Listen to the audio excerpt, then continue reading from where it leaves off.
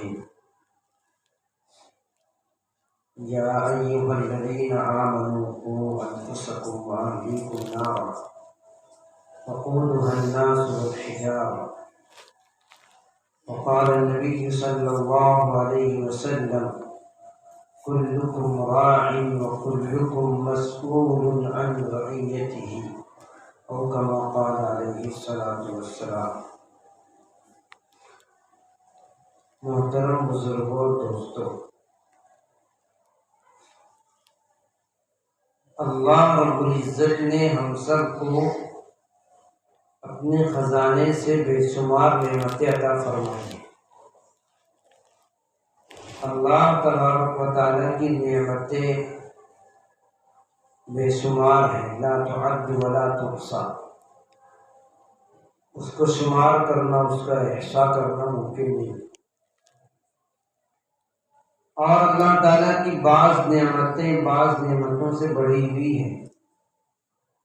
کچھ نعمتیں ایسی ہیں جو نمایاں اور بہت بڑی ہیں۔ انہی بہت بڑی بڑی نعمتوں میں اللہ تعالیٰ کی ایک نعمت ہے اولاد کی نعمت۔ اولاد یہ اللہ رب العزت کا ایک بڑا عطیہ اور بڑا تحفہ ہے جو اللہ تعالیٰ اپنے بندوں کو بطور نعمت کے عطا فرماتے ہیں۔ بندوں کا اس پر کوئی استحقاق نہیں ہے، کوئی حق نہیں ہے، کوئی اس کو زبردستی حاصل بھی نہیں کر سکتا ہے۔ اسی لیے اللہ رب العزت نے قرآن شریف میں جہاں پر بھی اولاد عطا کرنے کا ذکر کیا ہے تو اس کو تحفے اور ہدیے اور ہبہ کے لفظ کے ساتھ بیان فرمایا ہے،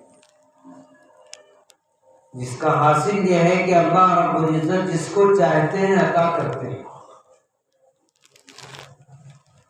اللہ رب العزت نے اولاد کے عطا کرنے کو لفظ ہبہ سے تعبیر فرمائے۔ اللہ تعالیٰ جس کو چاہتے ہیں عطا فرماتے ہیں، تو یہ محض اللہ رب العزت کا انعام ہے، اللہ رب العزت کا تحفہ ہے جو ہم کو بغیر کسی استحقاق کے ملا ہے، اس پر ہمارا کوئی حق نہیں۔ اور جو نعمت جس قدر بڑی ہوتی ہے اس کا اہتمام اور اس کی حفاظت کی ذمہ داری بھی اتنی ہی زیادہ ہوتی ہے۔ اور یہ مثل مشہور ہے کہ نعمت کی قدر اس کے کھو جانے کے بعد ہوتی ہے۔ جب آدمی کے پاس نعمت رہتی ہے اس وقت تو اس کی اپنی نعمتوں کی قدر نہیں ہوتی۔ جب نعمت ہاتھ سے چلی جاتی ہے اس کے بعد اس کو افسوس ہوتا ہے کہ کاش وہ اس نعمت کو اچھی طریقے سے استعمال کر لیتا، اس کو صحیح طریقے سے اس کی حفاظت کر لیتا۔ لیکن یہ عقل مندی نہیں ہے۔ عقل مندی تو یہ ہے کہ اس نعمت کے رہتے ہوئے اس کی قدر کی جائے۔ تو اللہ رب العزت نے جو اولاد کی نعمت عطا فرمائی ہے اس کی قدر اور اس کی حفاظت یہ ہے کہ اس کے حقوق کو ادا کیا جائے۔ اللہ رب العزت نے ہم پر اپنے بچوں کے، اپنے اولاد کے جو حقوق فرض کیے ہیں، جو حقوق رکھے ہیں، اس کو ادا کیا جائے۔ یہی اس کی قدر اور یہی اس نعمت کی حفاظت ہے۔ اولاد کے والدین پر جو حقوق ہیں ان میں سب سے نمایاں اور سب سے بڑا حق جو ہے وہ ہے اپنے بچوں کی تعلیم اور تربیت۔ یہ والدین کی بنیادی ذمہ داری ہے۔ والدین کی ذمہ داریوں میں ہے کہ اپنے بچوں کی تعلیم اور تربیت کی فکر کریں۔ ہم لوگ دیکھ رہے ہیں ابھی بہت سے بچے پڑھنے ہی کی عمر میں ہوتے ہیں کہ ان کو والدین کسی کام پر لگا دیتے ہیں۔ یہ بچوں کے بچپن کو چھین لینا ہے اور ان کی تعلیم و تربیت والے حق کو مار لینا ہے۔ ہر چیز کی ایک عمر ہوتی ہے۔ بچپن میں خاص طور سے بچوں کی جو عمر ہوتی ہے وہ پڑھنے کی ہوتی ہے، تعلیم حاصل کرنے کی ہوتی ہے، تربیت حاصل کرنے کی ہوتی ہے۔ تو ان کی تعلیم و تربیت کی عمر میں ان کو ان کا حق دیں، ان کی تعلیم کی فکر کریں۔ تعلیم کی اتنی زیادہ اہمیت ہے کہ اگر ہم کو ایک وقت بھوکا رہ کر ان کو پڑھانا پڑے تو ان کی تعلیم کی فکر کریں۔ ایک وقت کھائیں، ایک وقت بھوکا رہیں، لیکن بچوں کی تعلیم ضائع نہ کریں، بچوں کی تعلیم کی بہت زیادہ فکر ہو۔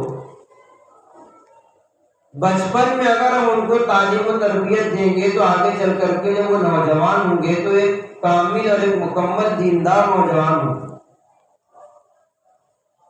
علم کے بغیر کہیں پر کامیابی نہیں ہے، نہ دنیا میں ہے نہ آخرت میں۔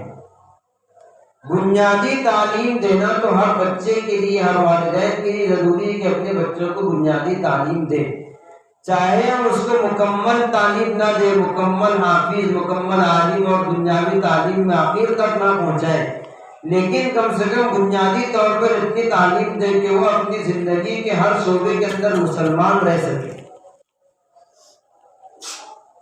وہ کہیں پر بھی رہے لیکن مسلمان رہے، اپنے ایمانی تشخص کو برقرار رکھے، اپنے اسلام کی حفاظت کر لے۔ اتنی بنیادی تعلیم و تربیت بچوں کی ہر حال میں ضروری ہے۔ بچوں کی تعلیم و تربیت کے تعلق سے ہمارے اندر اتنی کوتاہی ہے، بہت سے والدین کو یہ بھی علم نہیں ہوتا ہے کہ ہمارا بچہ ابھی کیا پڑھ رہا ہے، اسکول میں کس کلاس میں ہے، مدرسے میں کس مدرسے میں تعلیم حاصل کرتا ہے، مدرسے میں اس کا وہ کیا پڑھ رہا ہے، اتنا بھی والدین کو علم نہیں ہوتا۔ یہ ہماری تنزلی کا راز ہے، جو دن بدن ہم لوگ تنزلی کی طرف جا رہے ہیں، اس کی وجہ ہے کہ ہم کو اپنے بچوں کے مستقبل کی فکر نہیں ہے۔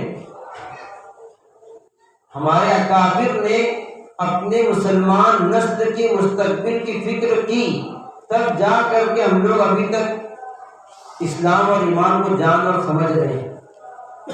ہم اگر یہ چاہتے ہیں کہ ہماری اگلی نسل اپنے ایمان اور اسلام کو محفوظ رکھ سکے تو ہم کو بھی اپنے بچوں کی ویسی ہی تربیت کرنی چاہیے، ویسی ہی تعلیم دینی چاہیے۔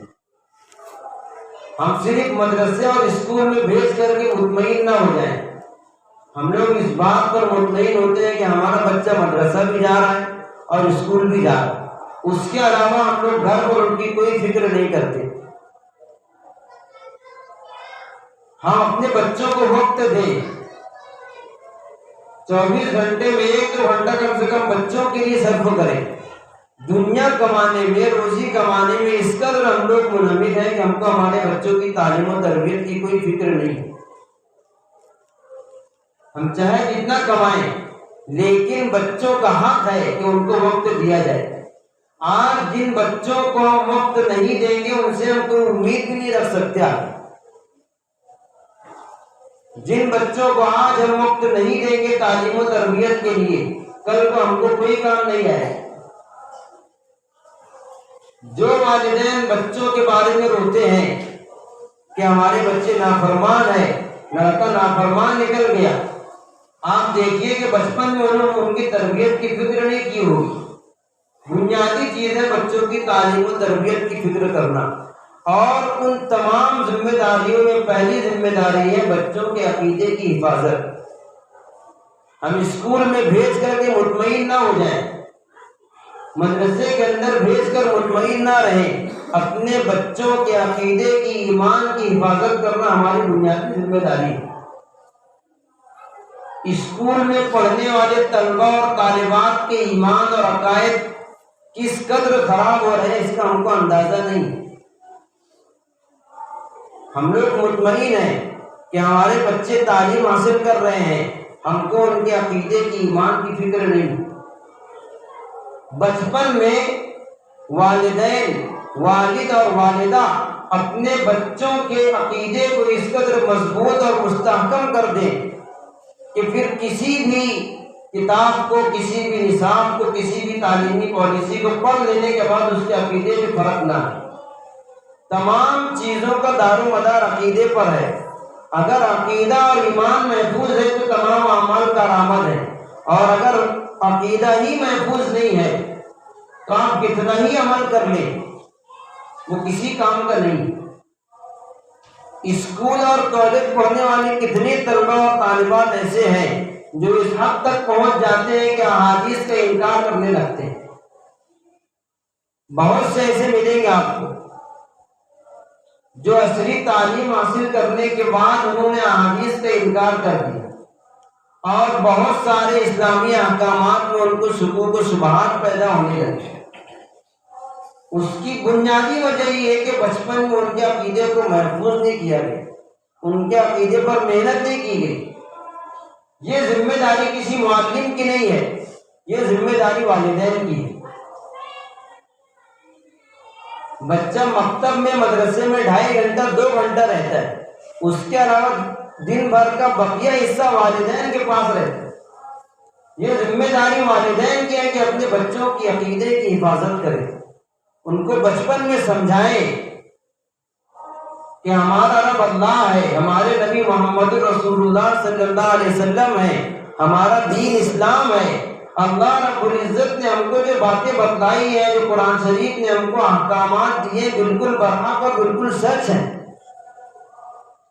یہ ان کے دل کے اندر اس طرح پیوست کر دیں کہ دنیا کی کوئی بھی طاقت اگر ان کو اس کے خلاف سمجھائے تو ان کے سمجھ میں نہ آئے۔ اسکول پڑھنے والی طالبات کا یہ اعتراض ہے اور یہ سوال ہے کہ ہم پر ہی پردہ کیوں فرض کیا گیا، مردوں پر پردہ کیوں نہیں؟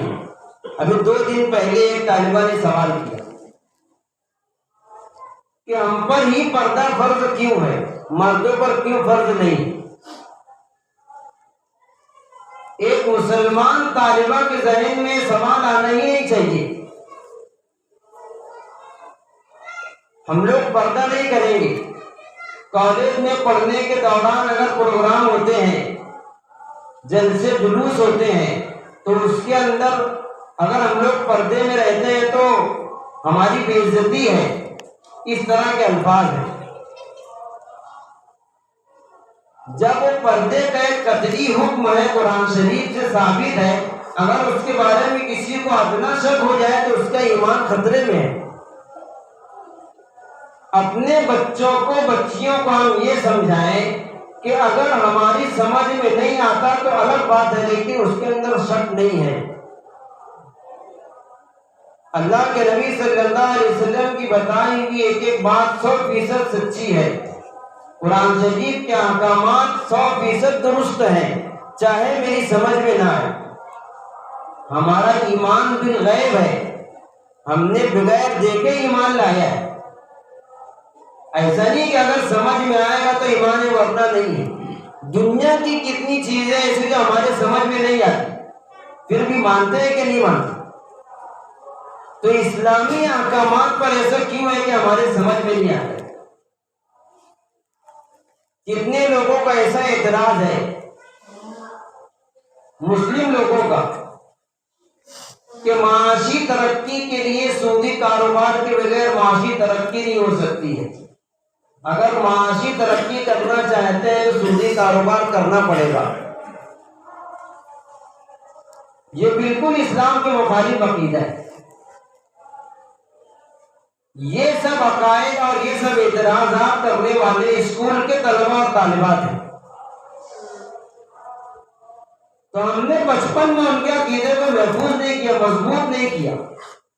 اگر ان کا عقیدہ مضبوط ہوگا تو ان کے سامنے کیسا ہی اعتراض آ جائے وہ یہ جواب دیں گے کہ میرا اسلام درست اور سچ ہے، اگرچہ میری عقل میں نہ آئے۔ اپنے بچوں کے عقیدے کو اس قدر مضبوط کر دیں اور محفوظ کر دیں کہ وہ کسی بھی کونے میں چلے جائیں، کسی بھی اسکول اور کالج میں تعلیم حاصل کر لے، لیکن ان کا عقیدہ خراب نہ ہو، وہ اسلام پر اس طرح اعتراضات نہ کرے۔ انبیاء کرام علیہ السلام باقاعدہ اپنے بچوں کو یہ نصیحت کیا کرتے تھے۔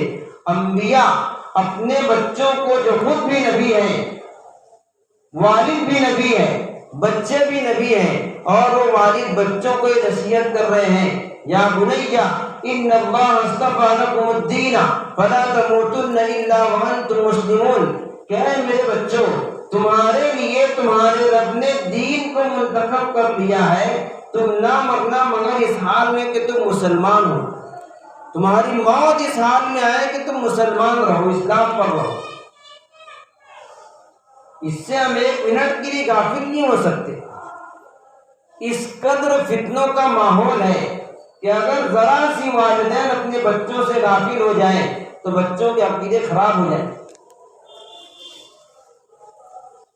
اسکول کے اندر اگر ہم نے بچوں کو داخل کیا ہے تو والدین کی ذمہ داری ہے کہ اس بات کی فکر کریں کہ اسکول کا ماحول کیسا ہے۔ غیر شرعی ماحول اگر ہے تو اپنے بچوں کو پابند کریں کہ تم اس غیر شرعی ماحول کے اندر جا کر بھی شرعی طریقے پر رہو۔ اسکول کے اندر جو پروگرام ہوتے ہیں ان کے بارے میں ہم کو معلوم ہونا چاہیے کہ وہ پروگرام کیسے ہیں، ان کی شرعی حیثیت کیا ہے۔ جنوری کے بالکل شروع میں تمام اسکولوں کے اندر پروگرام ہوئے، آپ معلوم کریں تو پروگرام بالکل غیر شرعی تھا، اس کے اندر ناچ گانا ڈانس سب چیزیں ہوئی، اور اسکول ہماری ہے، بچے ہمارے ہیں، والدین مسلم سے ہیں، اسکول کے ٹیچرز مسلم سے ہیں، اور ان اسکولوں کے اندر یہ غیر شرعی پروگرام ہوئے۔ یہ بنیادی طور پر والدین کی ذمہ داری ہے کہ اگر اسکول میں ایسے پروگرام ہوتے ہیں اپنے بچوں کو ہم شامل نہیں کریں گے۔ اگر ہمارا ایمان محفوظ ہے تو، اگر ہم کو اپنے بچوں کے مستقبل کی فکر ہے تو اسکول کے سرپرستوں کی ذمہ داری ہے کہ اپنی اسکول میں ایسے پروگرام نہ کروائیں جو ہمارے مذہب کے خلاف ہو۔ وقتاً فوقتاً اسکولوں میں ایسے پروگرام ہوتے ہیں، والدین کی بنیادی اور اسلامی ذمہ داری ہے کہ وہ اگر شرعی ہے تو اپنے بچوں کو بھیجے، ورنہ نہ بھیجے۔ ہم اسکول کے اندر اپنی بچیوں کو پڑھاتے ہیں، یہ ہماری ذمہ داری ہے کہ اپنی نگرانی میں بچی کو اسکول پہنچائیں اور لے کر کے آئیں، چاہے اسکول پڑھائیں چاہے مدرسہ پڑھائیں، اپنی ذمہ داری پر اپنی نگرانی میں، محرم کی نگرانی میں پہنچائیں اور وہاں سے لے کر کے آئیں۔ بہت سارے فتنے اس وجہ سے ہوتے ہیں کہ بچیاں تنہا اسکول جاتی ہیں، یہ غیر ذمہ دارانہ کام ہے۔ اگر ہم کو تعلیم کا شوق ہے، اپنے بچوں کو اسکول اور مدرسہ پڑھانے کا شوق ہے، شرعی حدود میں رہ کر کے پڑھائیں۔ یہ بالکل غیر شرعی چیز ہے کہ ہماری بچیاں تنہا یا پھر دوسری بچیوں کے ساتھ ہو کر کے اسکول جائیں، دوسری بچیوں کے ساتھ بھی نہ بھیجیں، ہم خود لے کر کے جائیں، خود لے کر کے آئیں۔ اس فتنے کے دور میں ذرا ذرہ برابر بھی اگر اپنے بچوں سے غافل ہوئے تو ایسے دن دیکھنے پڑتے ہیں کہ آدمی کی بے عزتی، پھر اس کی عزت ہاتھ میں نہیں رہتی۔ ایسے واقعات ہر دن دیکھنے میں آتے ہیں، کوئی ایسی بات نہیں ہے کہ ہمارے معاشرے سے باہر ہے، ہمارے اپنے معاشرے کے احوال ہیں۔ اس لیے والدین کی ذمہ داری ہے کہ اپنے بچوں کو اسکول کس طرح بھیجیں، کس طرح لے کر کے آئیں، اور وہاں کا ماحول کیسا ہے، وہاں کے پروگرامز کیسے ہیں۔ اور بچوں کی تربیت کے لیے بنیادی چیز یہ ہے کہ ہم لوگ خود ان کے لیے ایک نمونہ بنیں۔ اپنے بچوں کی تربیت کرنے کے لیے ہم لوگ خود ان کے واسطے اچھا نمونہ ہوں، ورنہ اگر ایسا ہوگا کہ ہم لوگ تو یہ چاہتے ہیں کہ بچے ہمارے بہت اچھے ہوں اور ہم لوگ خود ہی اس طرح ہیں کہ ہمارا نہ شرعی لباس ہے، نہ ہم شرعی قواعد پر چلتے ہیں، نہ ہمارے اندر دینداری ہے، نہ ہمارے اخلاق اچھے ہیں، نہ ہمارا گفتار و کردار اچھا ہے، تو بچے بھی ویسے ہی رہیں۔ بچوں کی تربیت کے لیے، بچوں کو سدھارنے کے لیے اپنے آپ کو اچھا نمونہ بنانا پڑے گا۔ جیسے اخلاق اور جیسی عادات و اطوار والدین کی ہوگی، اس کا اثر بچوں پر لامحالہ پڑے گا۔ بچوں پر تو حالت عمل میں بھی والدہ کا اثر پڑتا ہے۔ بے شمار واقعات ہیں اس طرح کے کہ حالت عمل میں والدہ کا اثر بچے کے اوپر پڑا. تو ہم اپنے بچوں کے لیے ایک اچھا نمونہ ہوں. ہمارا حال یہ ہے کہ ہم لوگ گھنٹوں موبائل کے اندر بچوں کے سامنے خود دیکھتے ہیں، خود ہی فلمیں دیکھتے ہیں. ہم کو ہمارے بچے دیکھتے ہیں کہ ہم لوگ ایک وقت کی نماز نہیں پڑھتے. ہمارے بچے ہمارے منہ سے سنتے ہیں کہ ہم لوگ گالیاں دے رہے ہیں، جھوٹ بول رہے ہیں. تو ہمارے بچوں کے اندر بھی وہی عادتیں منتقل ہوگی. ایک اچھا معاشرہ وجود میں لانے کے لیے، بچوں کی تعلیم و تربیت کے لیے پہلے ہم کو بچوں کے لیے ایک اچھا نمونہ بننا پڑے گا. ہم خود اپنے بچوں کے لیے نمونہ ہوں، ہمارے بچے ہم کو دیکھ کر کے سیکھیں، ہم کو دیکھ کر کے حاصل کریں، ہم کو کسی اور کو بتانے کی نوبت نہ آئے. یہ ہماری بنیادی ذمہ داری ہے. اللہ کے نبی صلی اللہ علیہ وسلم کی حدیث ہے، کلکم راع وکلکم مسئول عن رعیتہ. تم میں سے ہر شخص ذمہ دار ہے، ہر شخص نگراں ہے اپنے ماتحتوں پر، اور ہر شخص سے قیامت کے دن اس کے ماتحتوں کے بارے میں سوال ہوگا. جتنے بھی تمہارے ماتحت ہیں، بیوی ہے، بچے ہیں، چھوٹے بھائی بہن ہیں، سب کی تمہارے اوپر ذمہ داری ہے ان کی دین کی، ان کی تربیت کی. اگر اس کے بارے میں کوتاہی ہوگی اور تعلیم و تربیت نہیں کریں گے، اللہ رب العزت قیامت میں اس کے بارے میں سوال کریں گے. اللہ تعالیٰ عمل کی توفیق عطا فرمائے.